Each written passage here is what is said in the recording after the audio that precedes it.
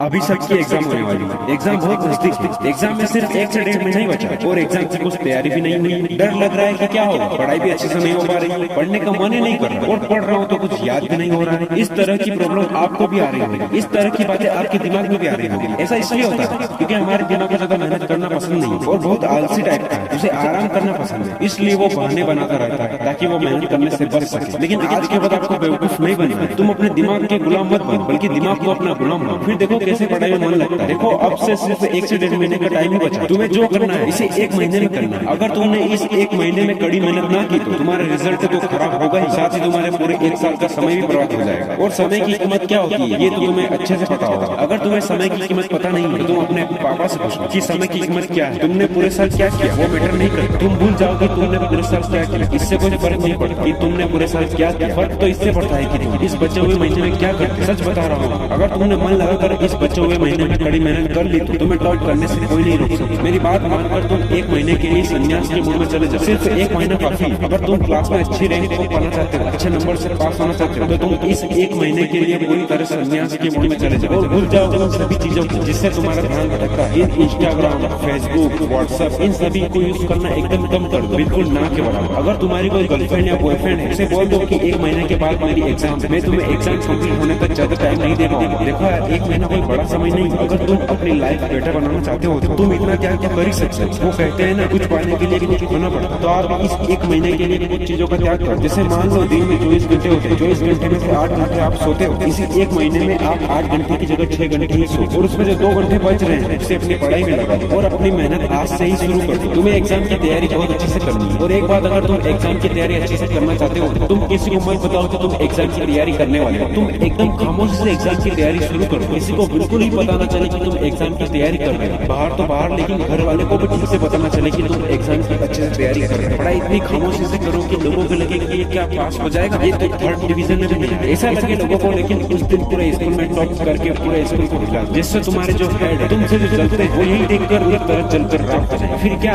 एक हाथ में रिजल्ट लो और एक हाथ में मिठाई का डब्बा और घर चले जाओ। फिर अपने मम्मी पापा को मिठाई खिलाकर अपना रिजल्ट देखो, तो उन्हें कितनी खुशी हो सके तो उनकी आंखों में खुशी के आंसू भी आ जाए। फिर वो तुम्हारा कितना सपोर्ट करेंगे। वो भी तो चाहते हैं कि हमारा बेटा या हमारी बेटी कुछ करके दिखे। तुम्हारा इतना अच्छा रिजल्ट देखकर उन्हें इतनी खुशी होगी, वे गर्व के संग अपना सिर ऊंचा करके सबको बताएं कि मेरा बेटा या मेरी बेटी पूरे स्कूल में टॉप किया। क्या तुम नहीं चाहते कि लोग तुम्हारी इज्जत करें, तुम्हारे जो मम्मी पापा हैं उनकी इज्जत करें? देखो यार, पढ़ाई सिर्फ जॉब के ही काम नहीं आती, बल्कि पढ़ाई हर उस फील्ड और उस क्षेत्र में काम आती है जिस फील्ड में तुम जाना चाहते हो। इसलिए मन लगाकर अच्छे से पढ़ाई करो। कम से कम तुम इतनी पढ़ाई तो कर लो जिससे तुम्हें किसी इंसान के सामने झुक कर रहना ना पड़े। मैं उम्मीद करता हूँ कि तुम मेरी बातों को अच्छे से समझ गए होंगे और आज से ही मन लगाकर पढ़ो और अपनी एग्जाम के लिए अच्छे से तैयारी करो। जब भी तुम्हारा मन भटकता है तो तुम कोई भी मोटिवेशनल वीडियो सॉन्ग सुन लो और तुरंत पढ़ाई करने के लिए बैठ जाओ। देखो यार, पढ़ाई आज से ही स्टार्ट करो क्योंकि एग्जाम जरा टाइम नहीं बचा। तुम इस 1 महीने में बहुत अच्छे से तैयारी कर सकते हो अगर तुम करना चाहो तो। मैं उम्मीद करता हूँ कि तुम मेरी हर एक बात को अच्छे से समझ गए होंगे। सो बेस्ट ऑफ ऑल, अपनी एग्जाम की तैयारी करो।